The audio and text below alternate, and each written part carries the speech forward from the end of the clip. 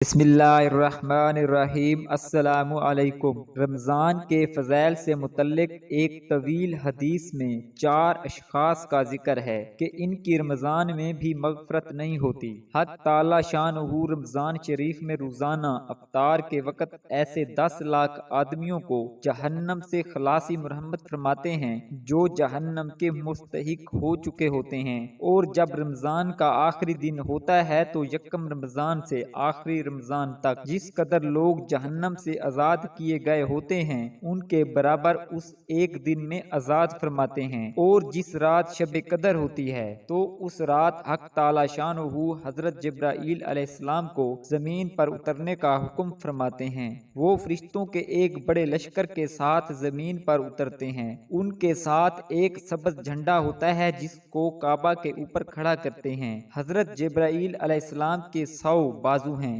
جن میں سے 2 بازو صرف اسی ایک رات میں کھولتے ہیں جن کو مشرق سے مغرب تک پھیلا دیتے ہیں۔ پھر حضرت جبرائیل علیہ السلام فرشتوں کو تقاضا فرماتے ہیں جو مسلمان آج کی رات کھڑا ہو یا بیٹھا ہو، نماز پڑھ رہا ہو یا ذکر کر رہا ہو، اس کو سلام کریں اور اس سے مصافحہ کریں اور ان کی دعاؤں پر آمین کہیں۔ صبح تک یہی حالت رہتی ہے۔ جب صبح ہو جاتی ہے تو حضرت جبرائیل علیہ السلام آواز دیتے ہیں، اے فرشتوں کی جماعت، اب کوچ کرو اور چلو۔ فرشتے حضرت جبرائیل علیہ السلام سے پوچھتے ہیں، اللہ تعالیٰ نے احمد صلی اللہ علیہ وآلہ وسلم کی امت کے مومنوں کی حاجتوں اور ضرورتوں میں کیا معاملہ فرمایا؟ وہ کہتے ہیں، اللہ تعالیٰ نے ان پر توجہ فرمائی اور 4 شخصوں کے علاوہ سب کو معاف فرما دیا۔ صحابہ نے عرض کیا، وہ 4 شخص کون سے ہیں؟ حضور صلی اللہ علیہ وآلہ وسلم نے ارشاد فرمایا، ایک وہ شخص جو شراب کا عادی ہو،